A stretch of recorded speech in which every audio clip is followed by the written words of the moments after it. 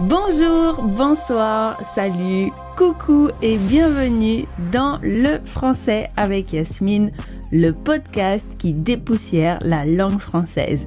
Je suis Yasmine Le Cire, professeure rebelle de français langue étrangère basée à Paris et fondatrice de l'école Island French. Depuis plus de 20 ans, j'enseigne le français à tout le monde. Des dirigeants de très grandes entreprises, des ambassadeurs, jusqu'aux adultes qui en ont marre de tourner en rond et qui veulent enfin parler français. Je suis aussi polyglotte, je parle 4 langues couramment et ici, je partage avec toi tout ce que j'ai appris sur les langues pour t'aider à progresser en français. Ma promesse, pas de froufrou, pas de liste d'exception, que du bon et du concret, résultat garanti. Bonne écoute! Allons enfants de la patrie, le jour de gloire est arrivé. C'est bientôt la fête nationale française, le 14 juillet, le moment parfait pour parler de la Marseillaise. On va parler des paroles évidemment, mais on va aussi voir ensemble d'où elle vient, pourquoi, comment, et d'ailleurs pourquoi elle s'appelle Marseillaise. Alors, très peu de gens le savent réellement, mais on ne sait pas qui a écrit l'hymne, pourquoi il a été créé, pourquoi il s'appelle la Marseillaise, alors qu'il a été composé à surprise, et pourquoi certains Français refusent de le chanter, et surtout pourquoi cet hymne provoque parfois des débats entre malaise, émotion et ou fierté. En 2026, la Marseillaise divise un peu, beaucoup, à la folie, passionnément. Et avant de commencer, on doit poser la base. Donc, l'hymne national, ça s'écrit H-Y-M-N-E et on prononce normalement hymne.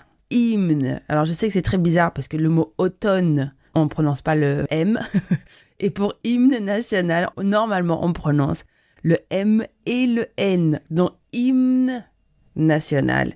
Et quand on fait la liaison, forcément, le N disparaît dans national, donc hymne national, mais c'est hymne national.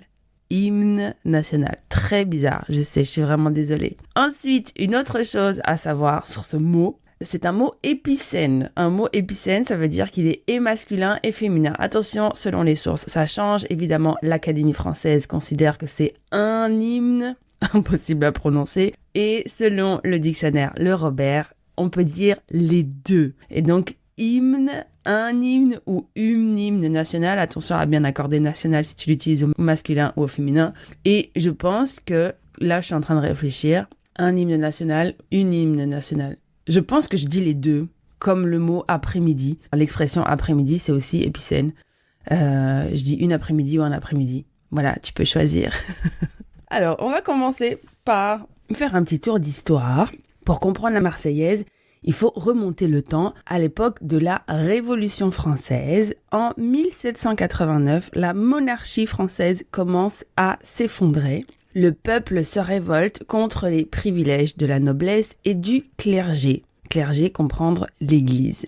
La Bastille tombe, les idées des Lumières circulent partout, liberté, égalité, souveraineté du peuple. La Révolution française est une période extrêmement violente, chaotique et instable. Et surtout, les autres monarchies européennes paniquent parce qu'elles ont peur que la révolution se propage chez elles aussi. Et la France révolutionnaire devient donc une menace pour les monarchies européennes. Et en avril 1792 ou 1792 pour les Belges et les Suisses, la France déclare la guerre à l'Autriche. Mais pourquoi ? Eh bien là, c'est un peu complexe à comprendre car il s'agit d'un calcul politique. Donc le roi Louis XVI avait des objectifs qui n'étaient pas tout à fait partagés par les révolutionnaires, même s'ils ont tous décidé de rentrer en guerre contre l'Autriche. Donc pour le roi Louis XVI, lui, il espérait que l'armée française soit battue, donc une forme d'auto-sabotage, pour que les autres monarchies européennes lui viennent en aide afin d'écraser la révolution et rétablir son pouvoir. Pour les révolutionnaires, Ils veulent utiliser la guerre pour faire un petit nettoyage et identifier les traîtres. Donc l'idée était aussi d'exporter la révolution à l'étranger. Et d'un point de vue étranger, en fait, les souverains d'Autriche et de Prusse avaient commis l'affront suprême de montrer leur soutien absolu à Louis XVI, ce qui avait été perçu comme de l'ingérence étrangère. Et quand on analyse un petit peu la Révolution française, on se dit que ça ressemble quand même très fort à ce qui se passe dans une certaine région du monde aujourd'hui. Bref, donc c'est dans ce contexte qu'apparaît notre copine la Marseillaise. Alors j'aimerais partager avec toi quelques faits intéressants sur la Marseillaise. Il y a une version longue et une version courte. Celle que tu entends dans les matchs de foot, par exemple, c'est la version courte pour les membres du club. Et j'ai ajouté la version longue qui se trouve dans votre espace membre si vous avez envie de jeter un œil par curiosité. La Marseillaise a été écrite à Strasbourg. Eh oui, ultra logique. Donc c'est à Strasbourg que l'officier Claude-Joseph Rouget de Lille, alors de Lille ou de Lisle, tu vois c'est très bizarre parce que ça s'écrit L-I-S-L-E. Parfois on prononce le S, parfois on ne prononce pas le S. Donc je ne sais pas, si quelqu'un sait, vous pouvez me laisser un commentaire. Bon, je vais dire Lille parce que comme je viens de Lille, eh ben voilà, ça sera plus simple. Donc c'est Claude-Joseph Rouget de Lille qui était violoniste amateur et la Marseillaise a été écrite pour motiver les soldats. Il n'est pas l'auteur de la mélodie. Des paroles, oui, mais pas la mélodie. Et on sait d'ailleurs pas trop qui c'est. Il y a des rumeurs que ce serait une femme qui aurait créé la mélodie, mais voilà, à confirmer. À la base, la Marseillaise ne s'appelait pas Marseillaise, c'était le chant de guerre pour l'armée du Rhin. Et de sa création à aujourd'hui, la Marseillaise a eu des détracteurs et elle a été imposée, ensuite interdite, ensuite remise. Donc elle avait été interdite par Napoléon pendant l'occupation allemande aussi. Et elle est devenue un peu un symbole de résistance. Donc elle est partie, elle est revenue, elle est partie, elle est revenue. Bon voilà, maintenant elle est de retour et elle est là pour un bon moment. Mais pourquoi la Marseillaise s'appelle la Marseillaise ? Quelques mois après la création de cette chanson, enfin de ce chant, des volontaires venus de Marseille montent à Paris pour participer à l'insurrection révolutionnaire et pendant leur voyage, ils chantent ce chant partout sur leur passage. Les Parisiens entendent donc cette chanson chantée par les Marseillais et les gens pensent en fait que c'est leur chant à eux. Le chant des Marseillais est ensuite devenu la Marseillaise qui n'a rien à voir avec Marseille. Donc ça c'est la légende urbaine. Maintenant, je te propose qu'on décortique ensemble les paroles. Et on va décortiquer le premier couplet et le refrain. Donc, ce que tu as déjà entendu si tu regardes un match de foot ou si tu as regardé les Jeux Olympiques. Là, à l'heure où je suis en train d'enregistrer cet épisode, il va y avoir la Coupe du Monde de football. Et dans toutes les cérémonies officielles, en général, c'est cette partie-là que tu vas entendre. Donc, première partie, allons enfants de la patrie. Ici, allons, évidemment, c'est le verbe aller à l'impératif. L'impératif qui n'est pas une invitation mignonne, c'est un ordre.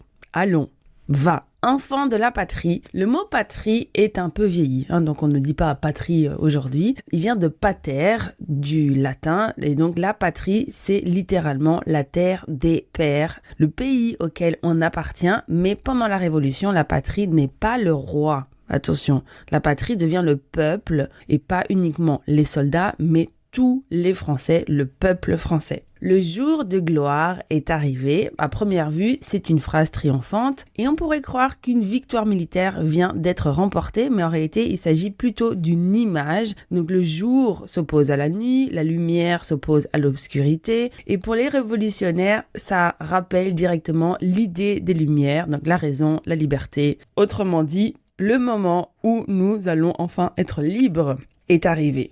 Contre nous de la tyrannie.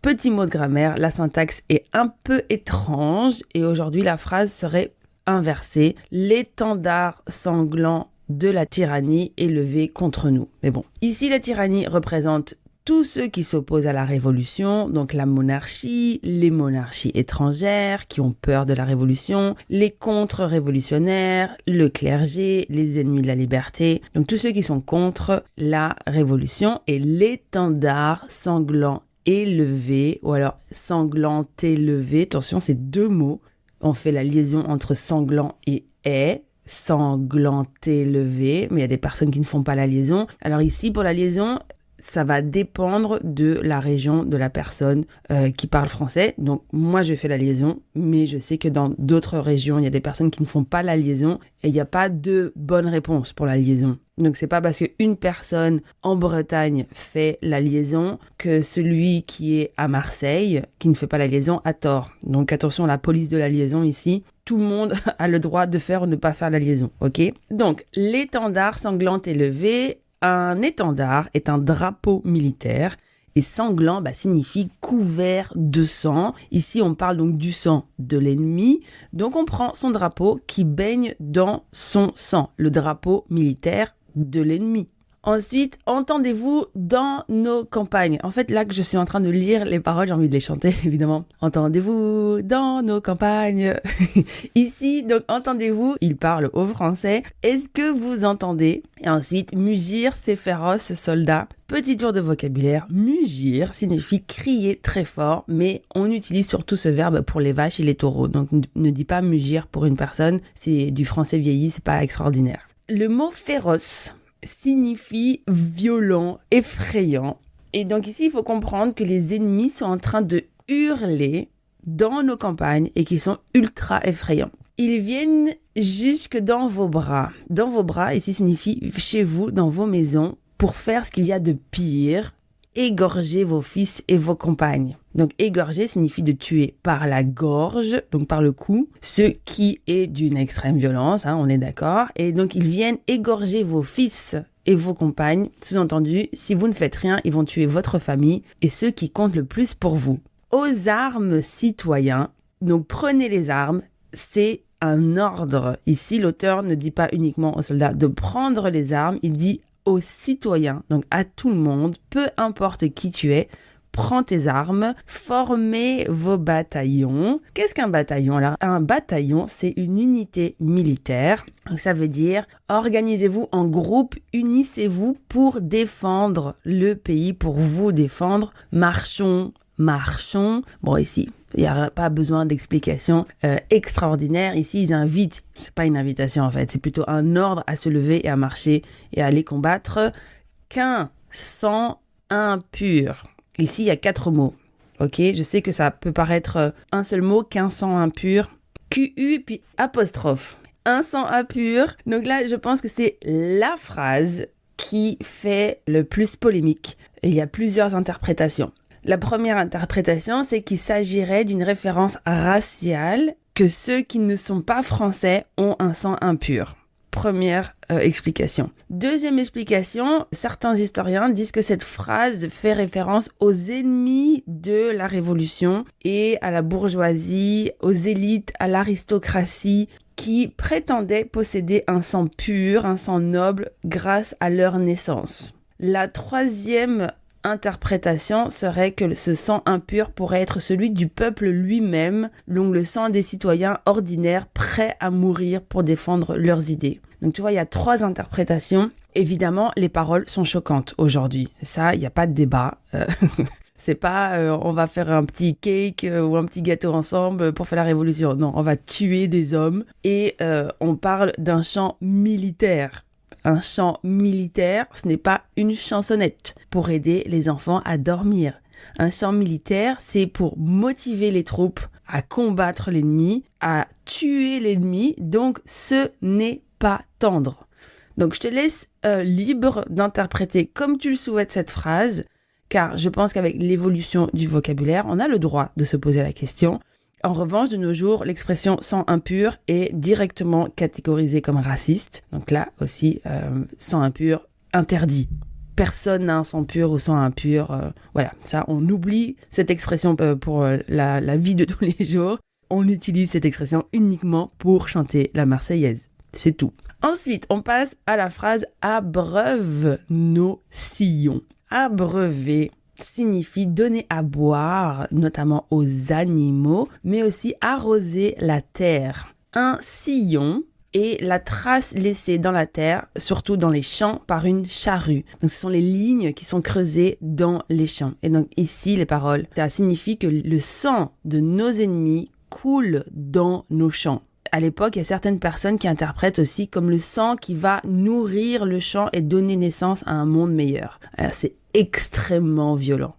Donc, tu vas nourrir ta terre avec du sang. Bon, c'est un champ militaire, hein. Donc encore une fois, c'est pas pour cuisiner ou pour aider les enfants à dormir, c'est pour aller tuer des gens. Et donc, évidemment, autour de la Marseillaise, il y a des polémiques. Parce que nous sommes en France, le pays de la polémique, et donc évidemment, la Marseillaise n'est pas épargnée. On ne peut pas critiquer, remettre en question ou proposer de changer la Marseillaise. En France, même l'imaginer, ça peut créer une révolution. La dernière personne guillotinée en France était en 1977 ou 1977 pour les Belges et les Suisses. Et la peine de mort a été officiellement abolie en 1981. Mais je pense que si quelqu'un change quoi que ce soit à la Marseillaise, les Français seraient capables de rétablir la peine de mort. Quand tu vois comment les puristes réagissent quand on veut réformer l'orthographe, imagine comment ils réagiraient si on touche à la Marseillaise. Impossible. Mais bon, cela n'empêche pas qu'on puisse quand même remettre en question un petit peu ce champ militaire qui est, on l'a vu, un peu violent. Et voici quelques polémiques. Donc la première polémique, évidemment, ce sont les gens qui refusent de la chanter. Donc il y a des gens, des sportifs ou des personnes du gouvernement qui ne chantent pas la Marseillaise et parce que l'histoire française est remplie de révolutions, de guerres civiles, de conflits politiques, de colonialisation, de débats sur l'identité nationale, il suffit de se replonger sur la polémique la plus récente sur Aya Nakamura pendant la cérémonie des Jeux Olympiques et je t'en parlais notamment dans les épisodes 205 et 206 et donc la Marseillaise peut représenter des choses très différentes selon les personnes. Donc une personne médiatique qui refuse volontairement de chanter la Marseillaise suscitera toujours de la polémique. L'ancien président Valéry Giscard d'Estaing disait que les paroles de la Marseillaise ne répondent plus aux mœurs d'aujourd'hui. Je pense que si Emmanuel Macron disait ça aujourd'hui, je n'ose même pas imaginer la polémique. Ensuite, Christiane Taubira, qui était ministre de la Justice en 2014, n'a pas chanté la Marseillaise. Pour info, Christiane Taubira est une ancienne ministre d'origine guyanaise. Donc la Guyane, c'est juste au-dessus du Brésil. C'est la France. Et c'est une des très rare femme noire à avoir eu une aussi belle carrière politique en France, étant femme et noire. Tu imagines qu'elle en a vu des vertes et des pas mûres, comme on dit en français. Donc si les couples homosexuels peuvent se marier en France aujourd'hui, c'est grâce à elle. Certains l'adorent, d'autres la détestent. Moi, je l'adore. Et si tu es curieux ou curieuse, je te conseille de jeter un œil à ce qu'elle fait. Elle a écrit des livres, elle a donné des interviews, elle est vraiment brillantissime. Revenons à nos moutons, ou plutôt à notre Marseillaise. Lors d'une cérémonie officielle liée à l'abolition de l'esclavage, elle ne chante pas la Marseillaise. C'est une femme noire. On fait une cérémonie liée à l'abolition de l'esclavage. Je pense qu'elle a le droit de pas chanter la Marseillaise, étant donné que l'esclavage, il n'y a rien de beau là-dedans. Il n'y a absolument rien de glorieux. Ça a détruit beaucoup de générations. Enfin, il y a aussi beaucoup de tabous autour de l'esclavage. Donc, je pense que pour ses ancêtres, elle a le droit de ne pas chanter la Marseillaise. C'est mon avis. Bon, alors ici, je dois faire aussi une parenthèse sur la colonie, l'esclavage. Ce n'est pas le sujet de l'épisode, mais je dois dire que la France a fait des choses épouvantables, que la colonie n'a pas été bénéfique pour les colonisés. On en parle un peu plus en ce moment, notamment avec l'abolition du code noir. Il y a un épisode qui va arriver à ce sujet. Donc il y a un débat aujourd'hui entre les personnes du Rassemblement national, donc de l'extrême droite, qui disent qu'ils ne doivent pas s'excuser pour ce que nos ancêtres ont fait, et d'autres qui disent que oui, alors je partage mon avis que tu n'as pas demandé, mais je pense qu'il faut s'excuser. L'Allemagne l'a fait pendant la Deuxième Guerre mondiale, et ça s'est bien passé. Et ma mère et ma grand-mère ont vécu la guerre d'Algérie, elles sont nées en Algérie, conséquence directe de la colonisation.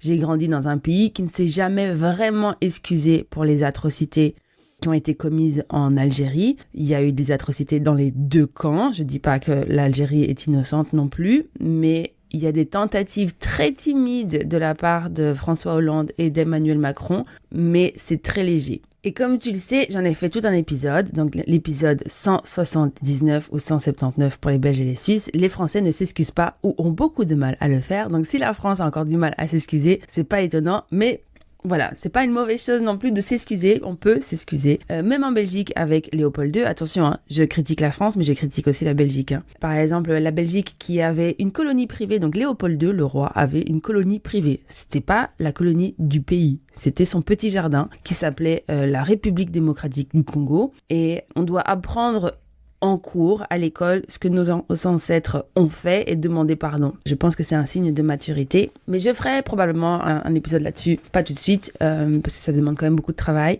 En tout cas, revenons à Christiane Taubira. Si elle n'a pas chanté la Marseillaise, voilà, je pense qu'elle a le droit et qu'on peut lui foutre la paix. La même année, l'acteur Lambert Wilson relance la polémique. Cette fois-ci, c'est un homme blanc, donc... Et il déclare « Les paroles sont épouvantables, sanguinaires, d'un autre temps, racistes et xénophobes. » Et il critique surtout la phrase « Qu'un sang impur abreuve nos sillons ». Selon lui, certaines paroles sont aujourd'hui inécoutables. Bon, évidemment, tu penses bien. Cette déclaration provoque immédiatement un débat national. Scandale. Qui ose critiquer la Marseillaise ? Et en fait, c'est un débat qui revient régulièrement en France.